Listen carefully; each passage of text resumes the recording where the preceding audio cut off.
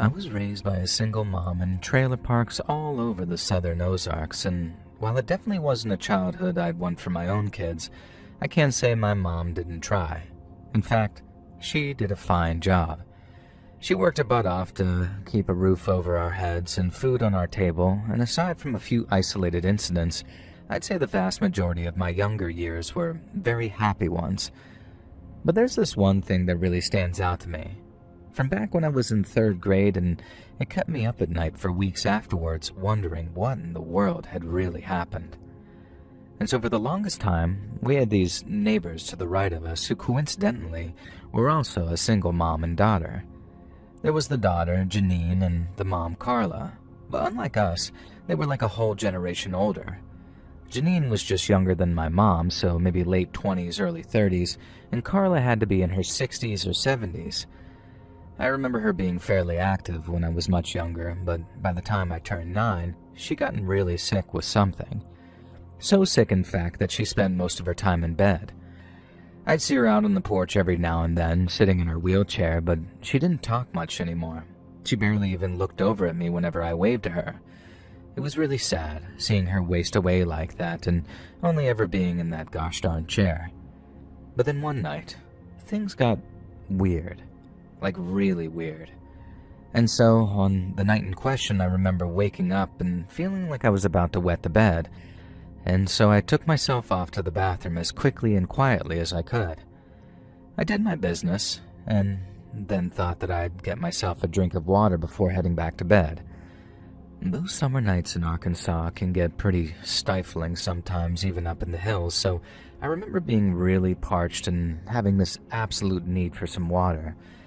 And then as I'm standing in the kitchen, looking out this little window at Janine and Carla's trailer as I'm gulping down a glass full of water, I could have sworn that I saw Carla standing in her bedroom window. And at first I couldn't tell if it was just a trick of the light because we almost never saw her standing up straight like that anymore. Not unless she had the support of something like her chair or the wall or something. But when I raised my arm and waved to her, she waved back. I was happy, really happy in fact. It had been the first time that we'd interacted like that in what felt like months, and I figured that there had to be maybe some improvement in her condition. I remember going back to bed in a very good mood before drifting off to sleep again, and then the next morning, it totally slipped my mind until I was already at school. By the time I got back home again, I guess it wasn't that high on my list of mental priorities because I didn't mention it to Mom then either. It was only the second time it happened that I brought it up with her, and that happened exactly a week later on another Thursday night. It had been a confusing week because Carla hadn't interacted with me during the daytime, and I think I'd seen her maybe 3 or 4 times during that entire whole period. She'd always been sitting out on the porch getting some fresh air, but every time I'd wave, she'd do that same thing of just sort of not even looking at me, like she couldn't, even if she wanted to. I didn't understand why she was being so hot and cold with me. I mean, I knew it was most likely her illness getting her in the daytime. It was just weird that she'd be so active at nighttime after being up all day while being taken care of by her daughter. But then, just like the previous week, I ended up waking up during the night, not to go to the bathroom, but for a glass of water. And then as I'm looking out the window again, there she was, again. We went through the same ritual. I waved at first, and then she waved back. Only that time I took the time to look a little harder, and a little longer too. I couldn't see Carla's face, but I also couldn't tell if that was because no light was actually catching it, or she had her neck down so she was looking at the floor and all her hair was covering her face. I remember getting really creeped out at that second thought for a second, but I soon calmed down because how could she know that I was waving unless she could see me? I tested it out, gave her a second wave, and when she returned it, I figured that I just freaked myself out a little bit. Of course she could see me, I was just being silly, and I still went to bed feeling a little bit creeped out while wondering exactly what was wrong with that poor, sweet old woman. Now, the next morning, I brought it up with Mom at breakfast and told her Carla had been waving to me from her bedroom window. I was about to ask if she knew what was wrong with her, and why she might be all active and looking out the window at night. At first, Mom asked, "What did you say?" Like I'd somehow confused her. And then when I confirmed, I remembered her looking almost sorry as she basically told me, "Oh, honey, you didn't see Carla. That must have been Janine." I was sure it was Janine. I saw Carla's skinny arms. It was Carla's bedroom I was looking at, and I saw the same night dress that she was wearing in the daytime, too.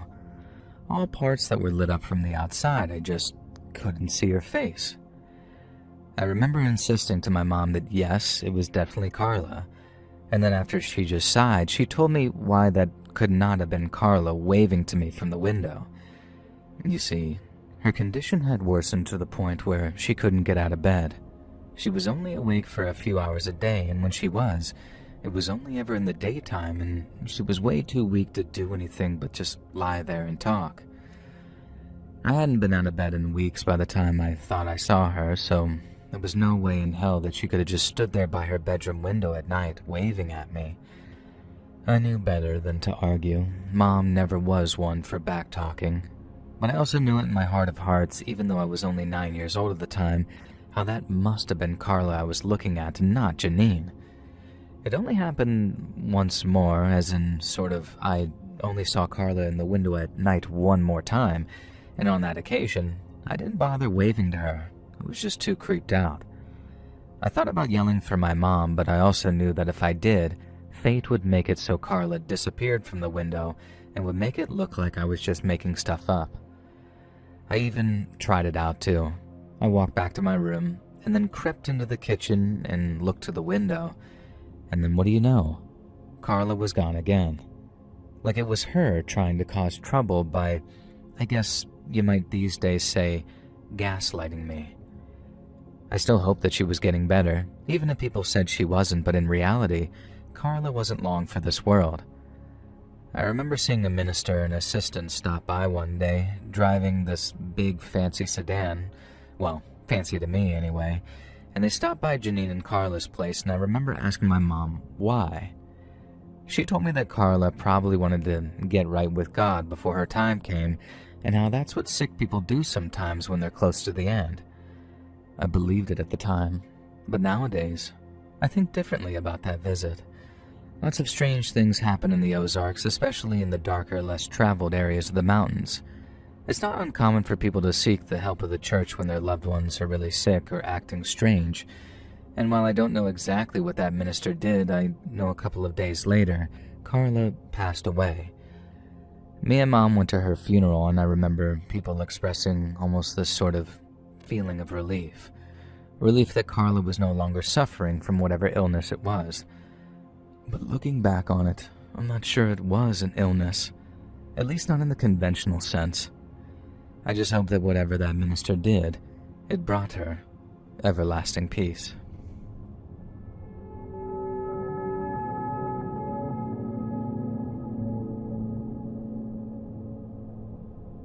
I've been a journalist all my life. I can't say I've worked anywhere particularly prestigious, but I made a living mostly through sports journalism. I've met some fine people in that time, some I remember well, and some that are beginning to slip my mind as the years go by. But out of all of them, there's one man whose name I'll never, ever forget, and that's a guy by the name of Chris Woods. Chris was a veteran of the Country Gazette that I worked at back when I was still just a pup, and he was held in such high regard that he worked GA, or General Assignment. Now, that's when a journalist is trusted to pick their own subjects, usually on account of their impeccable nose for a story, and so you can imagine how skilled Chris was, how much we all looked up to him, and how devastated we all were when he suddenly passed away one winter. His car was found parked up on the War Eagle Bridge with a note on the driver's seat explaining how there had been a diagnosis and how he was too tired to fight it. People were shocked. Some respected his right to choose, but others didn't and said that he should have fought. But to my eternal shame, I didn't have the heart to tell them that none of it was true. You see, the night before he passed, Chris came to me with one of those big old brown envelopes in his hand, A4 size. He told me he was going to meet with someone, and that if the meeting was successful, he'd be on his way to writing the biggest and most important story of his entire career. He was working under an assumed identity, and while that sounds unethical, trust me when I say that it was very common journalistic practice, probably even more so these days. Chris thought that he had all of his bases covered and had his mark completely fooled, but he also told me that he had this creeping sense of doubt about the whole thing. When I told him if he had his doubts he should call off the meeting, he said he couldn't.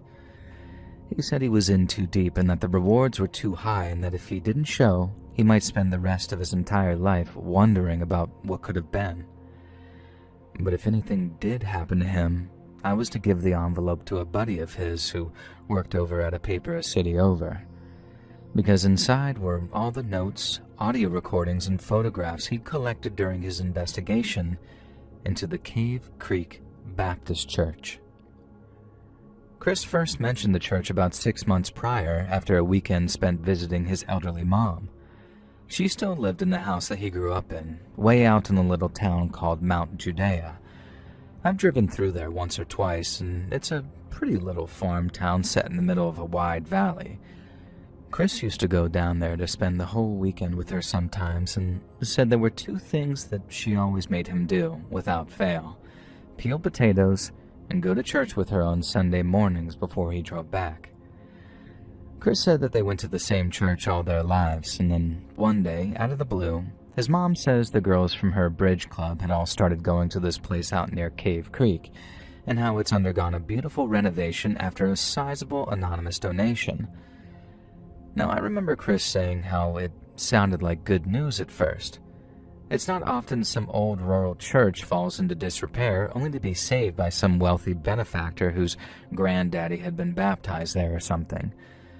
So, being only too happy to see the church in all its newfound glory, Chris drove his mom over to the creek and laid eyes on the church there for the very first time. And boy, did he take a lot of notes on it. I had to go through my old copy of the files that he gave me to get all this right, but these were all the things he noted. Most rural churches have floors made of concrete, wood, or carpet, but Cave Creek Baptist had marble. Chris's mom said it was one of her friend's nephews who got the contract for the floor, and that he earned himself a very generous paycheck installing underfloor heating. The church's new sound system was equally impressive. Chris said that he used to review rock and roll shows down in Little Rock for one of the papers there, saying they were some of his favorite assignments. And that's how he got interested in concert setups, and how he recognized that Cave Creek Baptist was now complete with top-of-the-line speakers, sophisticated baffles, a digital mixing console, and even wireless microphones for those who stood at the pulpit. Outside, they had hand-laid stonework on the foundations and steps, and a paved parking lot with LED lighting and security posts. The landscaping included an irrigation system along with these beautiful specimen trees that looked like they were transplanted from a botanical garden. A whole extra structure had been built on the side, something they called a fellowship hall. Chris didn't get to look all the way inside, but from a window he saw a professional-grade kitchen with quartz countertops, along with commercial-grade refrigeration, which included a wine fridge. But the thing that really got Chris's attention were the security features. His notes said that they were, quote, high-end but low-profile that doesn't match the trust in the Lord vibe. And he also recognized the cameras, which were neatly integrated into the architecture, as in having night vision and motion tracking features.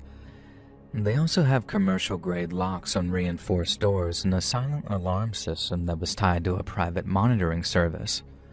Chris is making a note of all this stuff in his head while the pastor is giving his service, and you might be thinking that he was a real likable guy to be the recipient of all that money.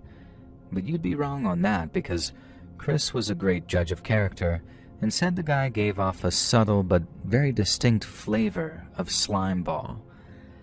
His mom ended up introducing him to the guy after the service was over, and Chris said that he got that exact same read off of him. He might have had his own congregation fooled, taking all that high and mighty talk in his beautiful new church, but Chris said that he could see right through him. Something was going on with that church, and Chris wanted to find out what it was. That week after he got back from his mom's was the first time he mentioned it to me. We were in the office taking our lunch break when he asked if I was familiar with the Cave Creek Baptist Church out near Mount Judea. Now, I didn't know the area at all back then, so he started telling me about the church and how strange it was that this little old place in the middle of the Ozarks seemed to be so flush with cash. I remember sarcastically saying that he should get to the bottom of things because that evil pastor was no doubt bumping off his elderly congregation after rewriting their wills. And Chris laughed, and I thought that was the end of it. But then maybe a week later, he was reading a book over lunch, this dusty old local history book titled Old Churches of Newton County. It was my turn to laugh as I told him to drop it already, that he had better things to do than get all paranoid about some lucky pastor getting himself a generous donation. But Chris always did know when he was on to something, and that old church was no different. Now, he kept on visiting his mom on the weekends just as an excuse to hang around the church without showing up in a professional capacity and ruffling feathers. He went maybe 4 or 5 weeks in a row, watching the whole time, figuring out who was an associate or an assistant. And then slowly but surely, he figured out that the one guy's job title was just head of security. He can understand why the place needed a security guard, but apparently, Cave Creek Baptist had a whole team. Again, this didn't seem all that strange, as I can think of 1 or 2 around these parts who wouldn't think twice about robbing a church. But if that was the case, why was the head I mentioned, a man named in Chris's notes as Danvers, hardly ever around the church? I mean, he came and went from time to time, but Chris only ever figured out just how frequently after he tailed him on and off for a couple of days. It was a real risky move, following a guy like that, but Chris was old and wise enough to make sure that his times and places were all near perfect. With a little bit of luck, he figured out Danvers was making regular trips down to Hot Springs for some reason. Now, he felt like he was pushing his luck at one point, having followed him at a distance for 3 out of 5 days. So he borrowed his wife's Altima, worked out Danvers' routine, then followed him all the way down to Hot Springs to see where he was going. He said he almost got himself made when Danvers stopped for some coffee someplace, but thankfully, the place was crowded enough for him to blend in, then make his way out again without being spotted. Chris then almost lost Danvers' car when a spotlight cut him off, but after driving around block by block looking for his car, he found it outside a nightclub owned by a very shady character. Now, the club down in Hot Springs was owned by a man named Ricky Marshall. The name won't mean much to most people, but Ricky was the son of Art Marshall, who ran with a gangster named Oni Madden back in the late 50s and early 60s, back when Hot Springs was a haven for East Coast gangsters looking to start afresh someplace. Ricky might have been a part-time pimp and full-time screw-up, but nightclubs pretty much run themselves if you got the right bartenders, so there were no surprises that he'd settled into managing a club. But there was no way he was doing it all without the blessing of his uncle, Art's younger brother, who by then was the head of the local underworld there. But what business did a rural Ozark church have with a nightclub run by a former pimp? Chris didn't get any clue to that little conundrum until he got back to Fayetteville and was able to do some serious research on Ricky Marshall. That's how he discovered that not only did Ricky have convictions related to prostitution, he also had them for transporting minors across state lines for the purposes of said prostitution and for distributing extreme exploitative material. And this added a whole other dimension to the story because while it was obvious that Danvers wasn't transporting prostitutes either to or from the club, there was some kind of other exchange going on.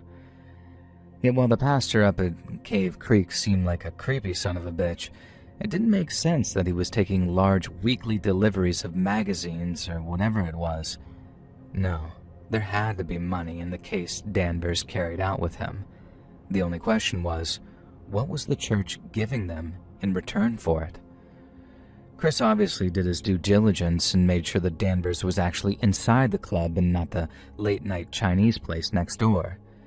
But just as predicted, after waiting and risking a parking ticket for a few minutes, He watched Danvers walk out of the club with one of those fireproof money cases, which back then must have cost him about $500.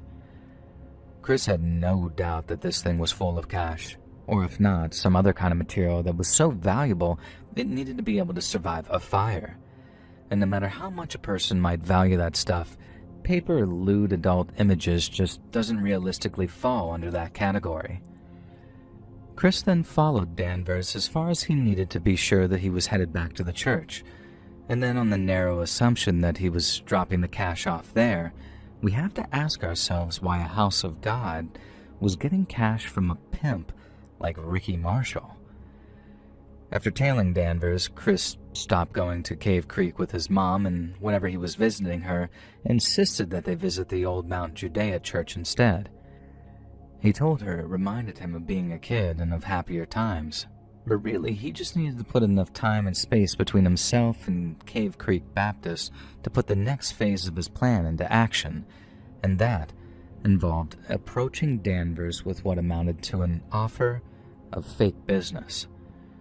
Chris waited until he wouldn't be recognized, which also involved the very old-school technique of growing out his beard and investing in a dark pair of sunglasses. Then, after dressing in a way that he was sure Danvers wouldn't recognize him at all, he waited in hot springs for him and then made his approach. Chris convinced Danvers he represented an organization similar to the one Ricky Marshall was a part of, and one that was very interested in procuring the product he was providing. I guess it wasn't Chris's first rodeo either, because he took Danvers all the way from "get lost, buddy, I don't know what you're talking about," to admitting he could bring a sample if Chris could actually compensate him. Chris said he played his hand just right and that he never once mentioned what that product might be, which implied that A, he already knew what it was, and B, that he was so on the level that he knew to mention it out loud in public. Danvers still seemed a little skeptical, even after Chris invited him to pat him down for wires and what have you, but after promising him a sizable finder's fee for sourcing materials for him, Danvers relented and gave Chris a number to call in exactly 24 hours in order to confirm the sample exchange. Chris waited, called the numbers, and then confirmed a time and place for them to meet. And then 2 days later, he was at a desk at the end of the day giving me instructions on what to do with the envelope full of notes and evidence. I didn't take him all that seriously at the time because over the course of maybe a month or two, he'd gone from mentioning his suspicions to reading that old history book to acting like he was about to expose the truth behind the JFK assassination.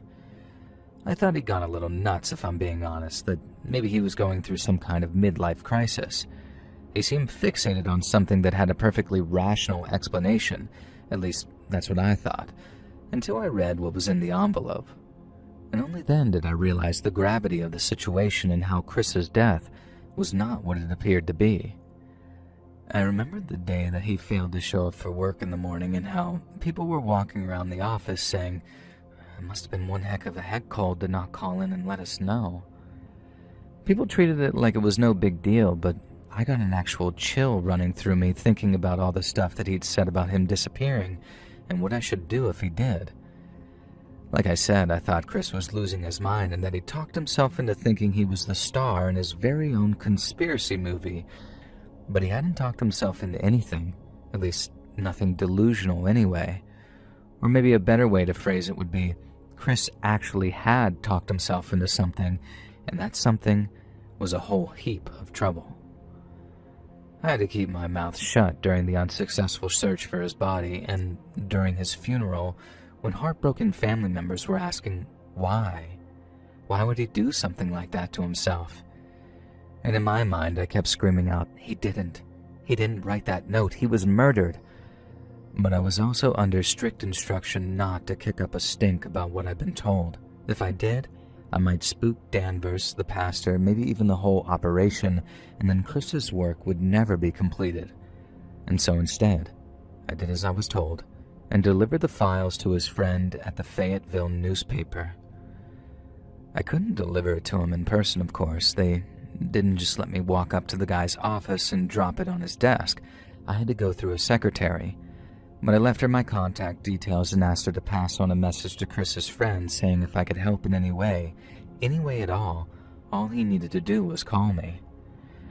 But he didn't, and it got to the point where I had to call him, hounding that secretary again and again until he finally agreed to call me back. But I know now that I shouldn't have put all my hopes in that return call, because when it came, they were brutally cut down. When the guy called back, it was like he also thought that Chris was just losing his mind, and while I'd once believed that that was the case myself, I couldn't after I read through those files. I asked the guy if he'd read through everything, and when he told me yes, I asked how the hell he could be so dismissive when Chris was so certain of everything. Now, he'd been at Chris's funeral, although I obviously hadn't recognized him because I had no idea what he looked like, but he'd been there as his family grieved, as the official story was circulated among friends and relatives who wept for their dearly departed old friend, and apparently he'd swallowed it hook, line, and sinker. But that's just the thing. I don't believe for a single second that Chris's old journalist buddy read through all those notes and all that evidence and still thought, "Fool's lost his marbles." He read through the same thing I did, so if you ask me, it was more a case of him recognizing how dangerous Chris's work was than refusing to continue it out of fear that he'd suffer the same fate. In a way, I can't blame the guy. I myself was scared as hell driving over to Mount Judea and then on to Cave Creek and the big extravagant church there. I talked to the pastor myself and got the same subtly creepy vibes that Chris did. I mean, I was definitely influenced by the things he'd written in his notes, but he was right. And it felt to me like the guy was wearing a mask of decency. The pastor said that he'd heard about Chris's passing and then invited me into his office to show me something. I didn't know what to expect, but when I saw Chris's photo hanging there on the wall in a fancy golden frame, it made me sick to my stomach. It was a trophy. They had a goddamn trophy of someone that they were complicit in silencing. And the pastor said the church, meaning him, liked to think of Chris as one of his own, since he was someone who'd frequently worshipped with them at one stage and someone who had now gone back to God. The self-satisfied way that he said it turned my stomach too, as if he were saying, "We got your friend, and there's nothing you can do about it." I might have mentioned this already, but just in case I didn't, I made a copy of Chris's envelope before I took it over to his friend. Well, I ended up making 2 more whole copies, one sent to the feds and one I sent to the local sheriff's department. I don't know why I bothered sending it to the county sheriff, who said that the church had more grounds for a harassment case than Chris did for any kind of corruption or other scandal. The feds didn't even call me back, and I'm guessing Chris's work will stay buried in some pile somewhere until some poor schmuck finally gets around to reading it in maybe 30 goddamn years. I thought about driving out there at night and burning the place down myself, provided Danvers or one of his boys didn't shoot me first. But then one day, it burned down all on its own. I guess someone at the Fed finally got around to reading the file, and that someone at the local sheriff's department tipped them off that the crap was about to hit the fan. The pastor vanished along with everyone that was employed there. There was one local man who tended to the church's landscaping, but he didn't know much, and to him, it was just a case of his very cushy job disappearing overnight. Now, I don't know if it was Ricky Marshall and his boys who burned the place down. Maybe Danvers did it on the pastor's instruction. All I know is that Chris tried his damnedest to work out what kind of evil had corrupted that place, all in aid of putting a stop to it, and he paid for it with his life.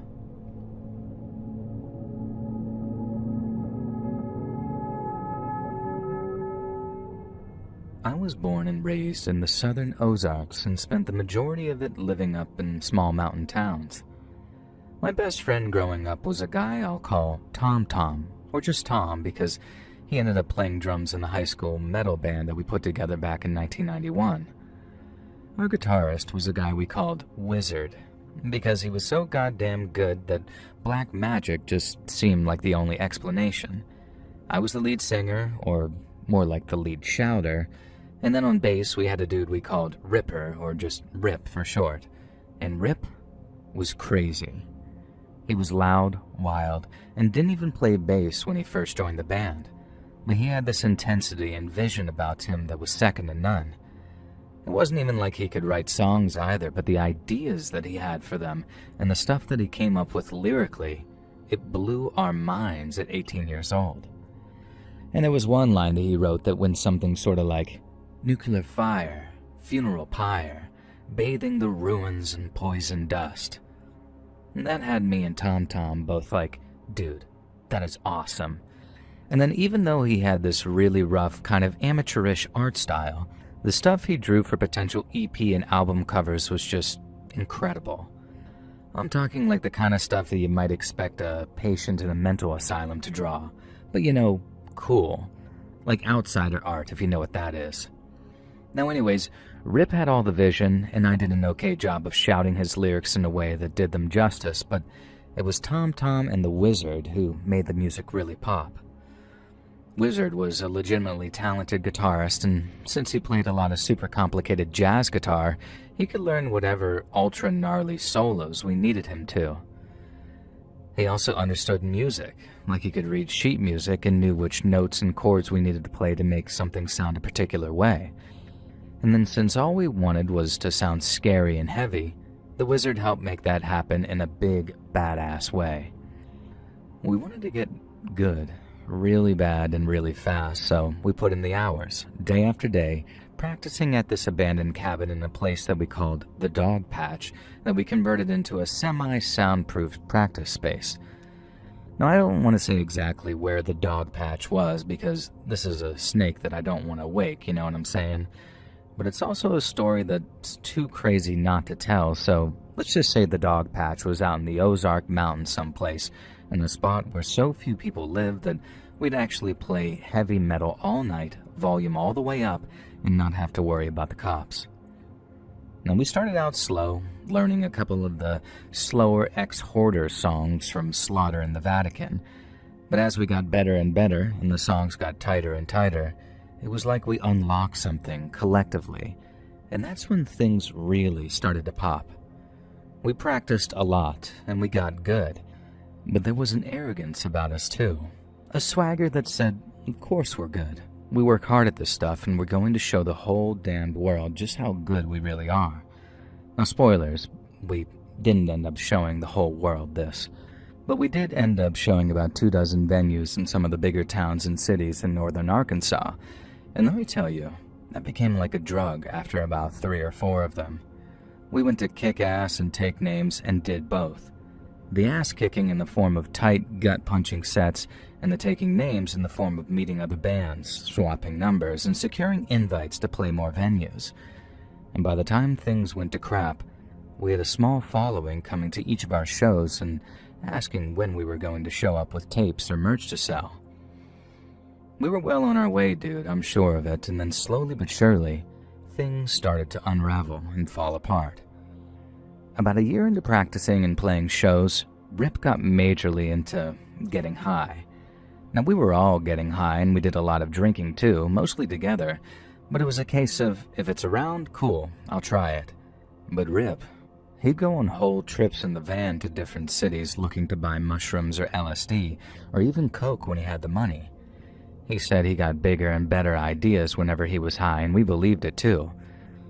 I now think his ideas would have been, and were, just as good without getting high, but at the time, we were in the thick of it, you know? Rip had this idea that to reach the next level, we had to go on a joint LSD trip together, like as a band. I thought it was a great idea, and so did Tom. Wizard said he was down too, but when the day came around, before we all drove down to the Dog Patch to drop acid and jam out, the Wizard dropped out instead. He called Tom to say that he wouldn't be able to make it, and Tom passed the message on to me and Rip, but when Rip heard, he was pissed. We had to spend like a whole hour getting him to chill out again or risk a bad trip with all of his negative energy, and then finally we took our tabs, sat around at the Dog Patch, and tripped ourselves into oblivion. And the crazy thing about it? It kind of worked. Me, Rip, and Tom actually did feel more like connected afterwards. I wouldn't say it improved our playing or anything. I guess it was more just the sense of brotherhood that we felt after going on our first trip together. but it really did feel like it had made a difference in terms of aligning our visions for the band. I was bummed that Wizard wasn't there to experience it with us and to see what riffs or licks he came up with while tripping, but Rip said that he'd have a talk with him, and have a talk with him, I guess he did. He called me one night saying everything had been arranged and that he and Wizard were going to trip together at the dog patch, and I was obviously very happy about this, but then immediately disappointed when Rip said that they had to do it alone. I think he might have been BSing me looking back on it, but he said that he only had 2 tabs left and that it'd all go much smoother if it was just him and Wizard. It made sense to me at the time, but even if it didn't, Rip said that he had only 2 tabs and couldn't exactly go calling him a liar now. So I think about a week went by, then Rip calls Tom and made to tell us to stay away from the dog patch, at least until later that night because he and Wizard were going on their trip together. Now I'm thinking, cool, okay, see you later maybe, then walk over to Tom's place to hang out and listen to some tunes. It was always a good hang with Tom, but then by about 8 in the evening, we were bored out of our minds and we were itching to practice. Now, I'm not kidding when I say that we used to practice almost every single day, especially once high school ended and we had all this free time on our hands. And so going the whole day without jamming out just made me sort of itchy, you know? And we knew not to drive over to the dog patch not until Rip was done bringing Wizard into quote-unquote alignment. But as 10 p.m. ticked over to 11 and our boredom levels peaked, me and Tom told ourselves that Rip's little ceremony just had to be over by then, and we made our way over to the patch. I remember rolling up, seeing Wizard's car and a light on inside, and then hearing the slightly muted sound of Rip playing his bass on the other side of the cabin wall. We didn't hear Wizard playing at all, but that didn't set off any alarm bells for either of us. And so off me and Tom went, grinning like idiots thinking that we were about to walk in on some clown show, only to walk into a nightmare. We recognized something was wrong right away because Rip was sitting shirtless near his amp, while Wizard's guitar was just laying there, face down on the floor. The guitar meant absolutely everything to him, and even if he was out there tripping balls, there's no way that he'd have just left it lying there unless something was wrong. I started asking Rip where the hell he was, but Rip didn't reply. He didn't even look up from playing that weird, distorted bass line over and over, not until we got really close and started waving our hands right in his face. But by the time we were that close, both me and Tom could also see all these little flecks of blood on his chest and arms. We say, "Dude, what the hell happened to you?" But then that led back to the question of where the hell Wizard was. Rip wouldn't stop playing his bass as he looked up at us, and when he did, we could see how his pupils were sort of like these big black circles from where he was clearly still tripping pretty hard. We're telling him to stop playing and talk to us, but he had his amp turned up so high that I could barely hear myself over the sound of it. Tom had to walk around the back of him and switch off Rip's amp just so I could be heard, by which point I'm getting pretty mad and I'm yelling at him saying, "Where the F is Wizard?" After telling me to chill, Rip said, "Wizard's not here, man," and then started laughing. I guess because he was doing the old Cheech and Chong bit, but then knowing what I know now, it just feels way, way darker. Tom then says, "His effing car's outside, Rip. Where did he go?" But this only caused Rip to start laughing again. He could barely get his words out from laughing so hard, and when he did, they barely made sense. "He didn't go anywhere. He's just not here anymore. He wouldn't give it all up." It was that last part which really got my attention, and I started asking him what he meant by "give it all up." To my frustration, Rip just started laughing hysterically again and not being able to get his words out. And as I'm telling him to breathe and focus, Tom walked out the back door having noticed it wasn't closed all the way, and then not even a minute later, I hear him screaming. I went running out the back door because I'd never heard Tom make a noise like that, not in all the time I'd known him. and I think just from the sound alone I could tell that he'd found Wizard. I caught a glimpse of Wizard's shirtless body and how he was lying face down in the dirt outside the cabin, with his back smeared with blood. There was a lot of it too, blood I mean, and so much that I also thought that he was dead. And that's what Tom kept saying as he pushed me back towards the cabin. He said I didn't want to see it, that Wizard was gone, and that there was no helping him. I told him we needed to go get help. I guess because I couldn't accept what he was telling me, but when he told me about Wizard's head being cracked open and that we needed to get the hell out of there before Rip did the same to us, it flipped a switch in my mind. I first thought that maybe it had been an accident or something. The Wizard had fallen and smacked his head on a rock while he had been out tripping, and Rip was just too high to even realize or handle it. And Tom had seen the body up close. He'd seen the damage done, and from his perspective, there wasn't anything accidental about them. The next thing, I was back in the cabin yelling, "What the F did you do?" as Tom just kept on pushing me towards his car. He was growling at me to shut up and move, and behind him, Rip was still sitting on his butt with his base across him, smiling as I yelled at him. He wasn't laughing then, though. Smiling, sure, but not laughing, and he was calmly explaining that Wizard couldn't commit and he had to go. I remember him saying something about another band and how Wizard couldn't make the first acid trip because he was playing with another band someplace. Then in this big, booming voice, Rip called him a traitor and told us we knew what happened to traitors. He then launched into some rant about loyalty, but I didn't catch it, because by then, Tom had managed to wrangle me outside. Rip continued to rant and rave as Tom continued to force me towards his car, but by then, Rip's voice was all muffled and barely audible.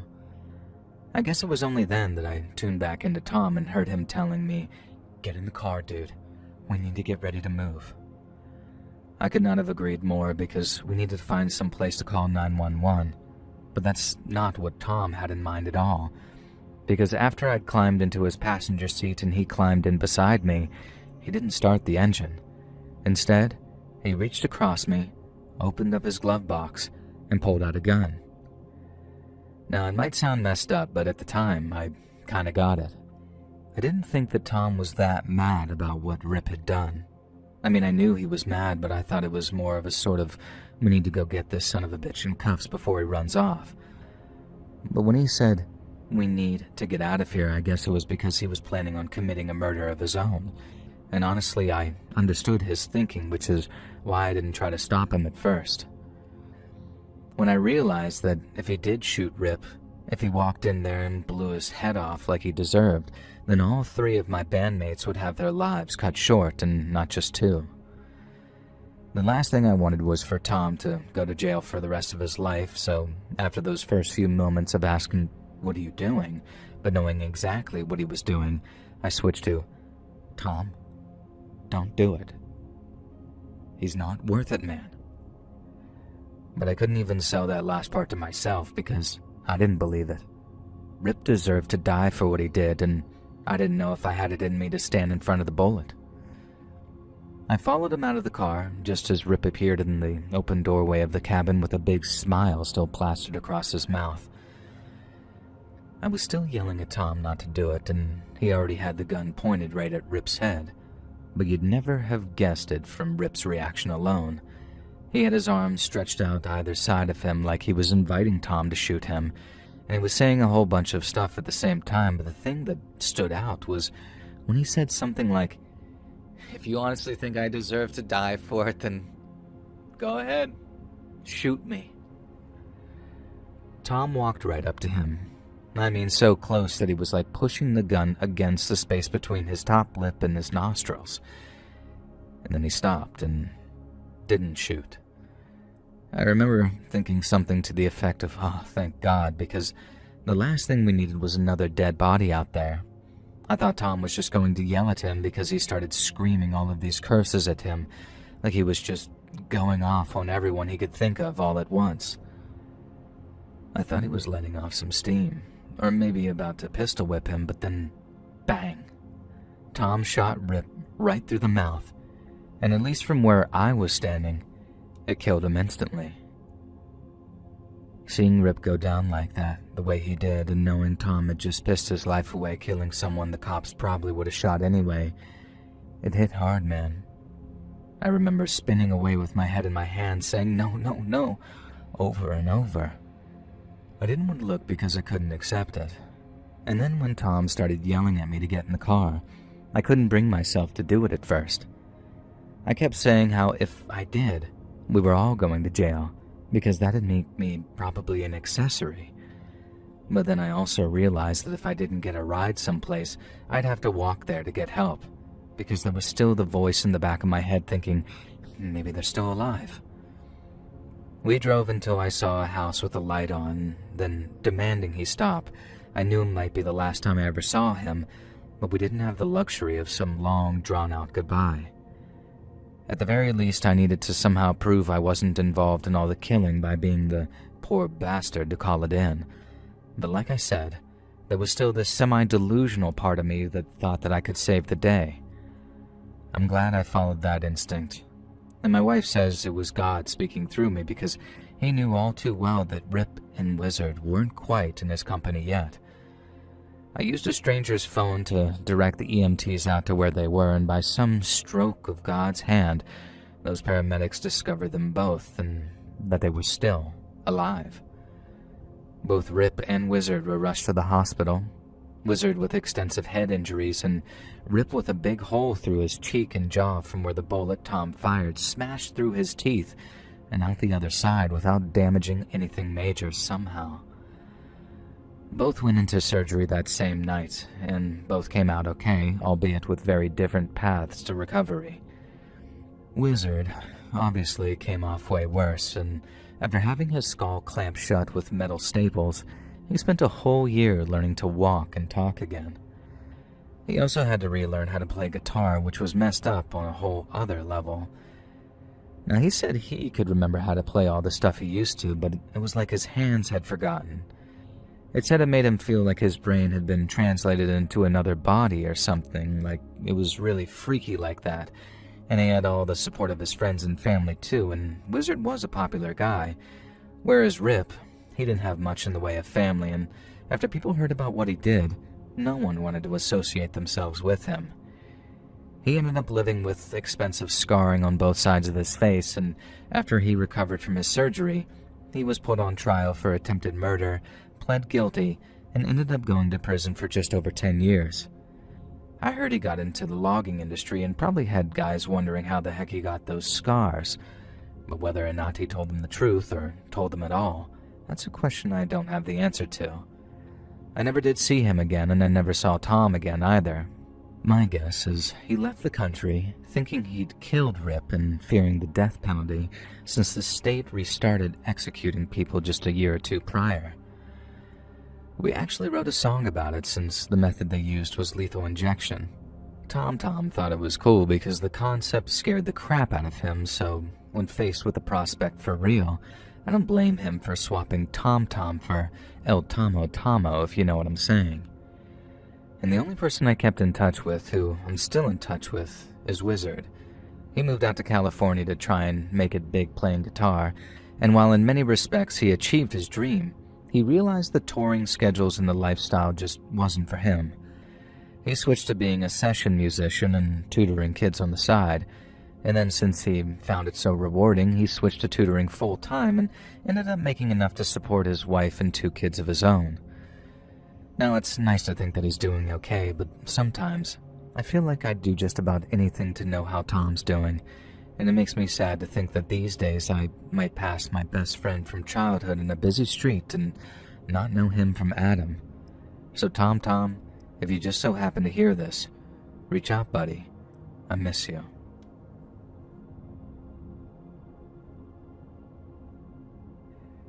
Hey friends, thanks for listening. Click that notification bell to be alerted of all future narrations. I release new videos every Monday and Thursday at 9 p.m. Eastern Time, and there are super fun live streams on Sundays and Wednesday nights. If you got a story, be sure to submit them over at my email at letsreadsubmissions@gmail.com, and you might even hear your story featured on the next video. And if you want to support me even more, grab early access to all future narrations and bonus content over on Patreon, or click that big join button to hear about the extra perks for members of the channel.